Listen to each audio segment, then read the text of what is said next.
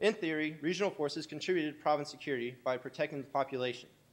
Regional forces protected the population by attacking enemy units that attempted to influence the population and destroy pacification programs. This decreased the communist ability to influence the population and forced them to either engage U.S. and South Vietnamese forces or withdraw from the area. Three main factors, however, impacted the regional forces' ability to secure the population: incompetent execution of tactical missions, enemy capabilities, and an overly defensive posture. First, the regional force companies' incompetent execution of tactical operations failed to destroy enemy units. Second, the failure of the outer ring of U.S. and ARVN forces to stop large enemy units required the regional forces to engage enemy units that overwhelmed their capabilities. Finally, the defensive posture of most regional force companies decreased their ability to engage and destroy enemy units. As a result, the offensive operations needed to prevent enemy units from infiltrating the villages and hamlets did not occur. These factors allowed National Liberation Front units freedom of movement among the population of Hao Nha. In turn, this prevented the population from supporting the South Vietnamese government pacification operations because there was no guarantee of security from communist reprisals. The 1968 pacification plan used regional forces to secure Hao Nha by eliminating enemy units and preventing them from infiltrating the hamlets and villages. The pacification plan had three stages. The purpose of Stage 1 was to clear enemy forces from the areas surrounding population centers. Stage 2 was designed to eliminate communist influence by destroying their infrastructure, as well as provide security to the population.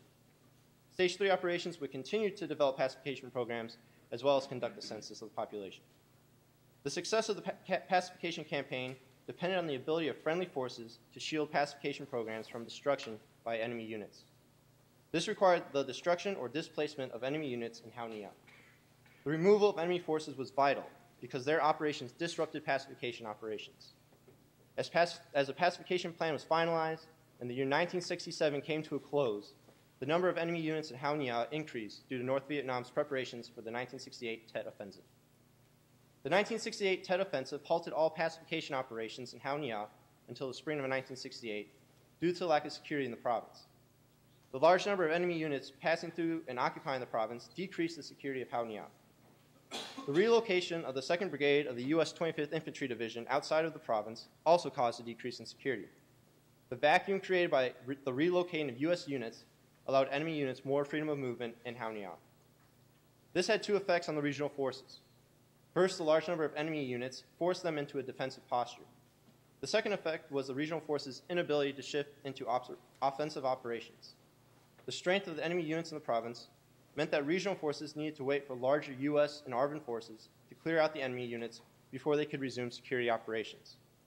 The National Liberation Front had seized the initiative and forced regional forces to deviate from their original task of security.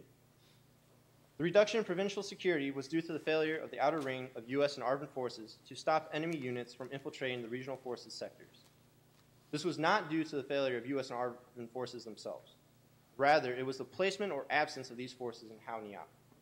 The Tet Offensive and the corresponding influx of VC units in Hao Nha revealed the flaw in the use of territorial forces.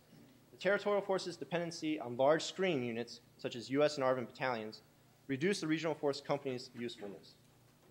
Regional force operations in 1968 did not impact pacification operations as much as those of the U.S. 25th Infantry Division, but the regional forces possessed certain qualities that U.S. units lacked. The lack of proper equipment and aggressive leadership, however, hampered regional force unit operations when they were not backed up by U.S. units. Advisors described regional force patrols in one-month report as tactical walks that served the sole purpose of meeting the patrol quota required of the unit.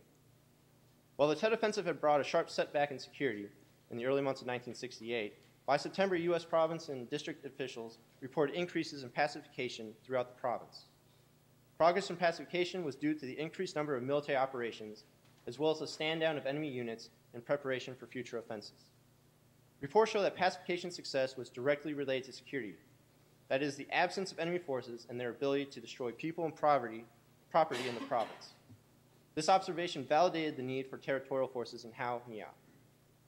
The accelerated pacification campaign of 1969 focused on military force to increase the level of pacification in Hao Nha by expanding territorial security.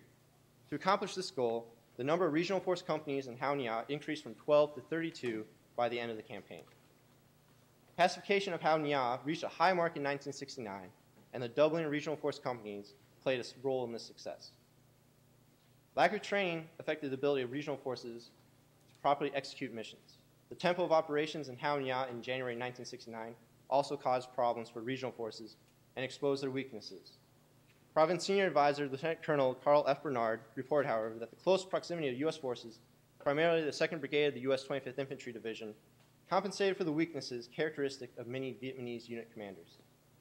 Regional force operations continue to show the necessity of strong support and the protective outer ring of large U.S. and ARVN forces. The lack of training and the high tempo of operations were not the only factors that affected the performance of the regional forces.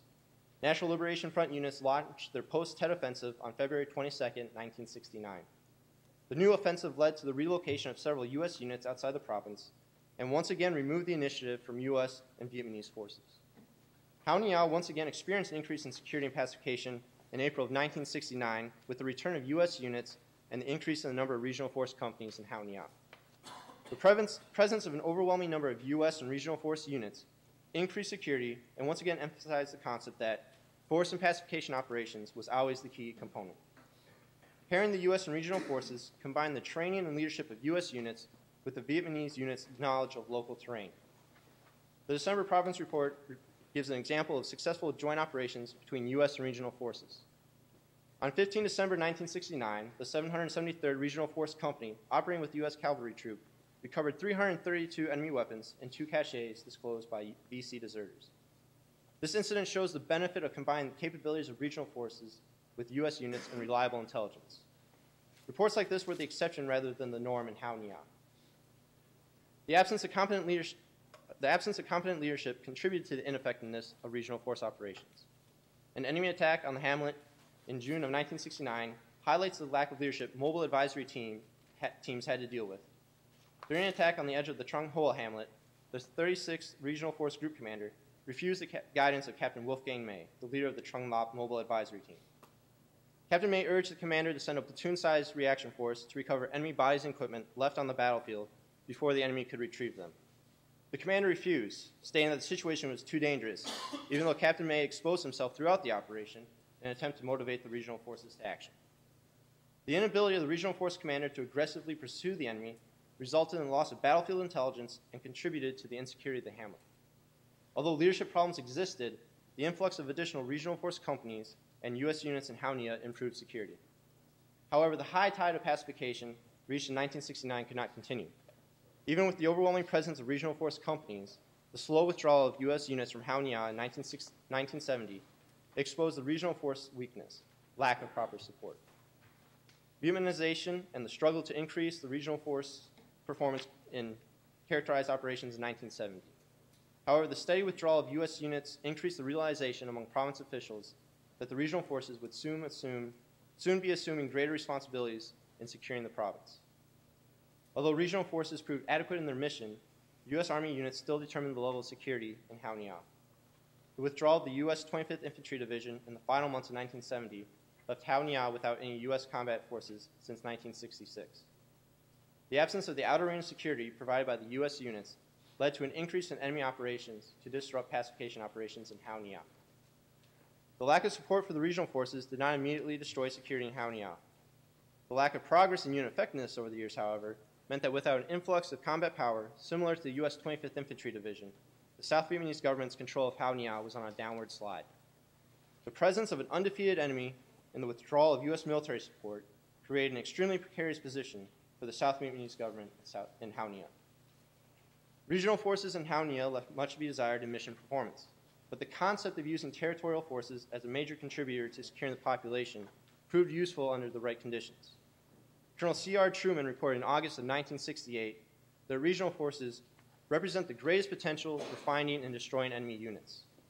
Even though the system has 3 security rings that regional forces operated in was sound, the conditions present in Hao Nha and Vietnam from 1968 to 1970 created factors that destroyed the interdependent rings.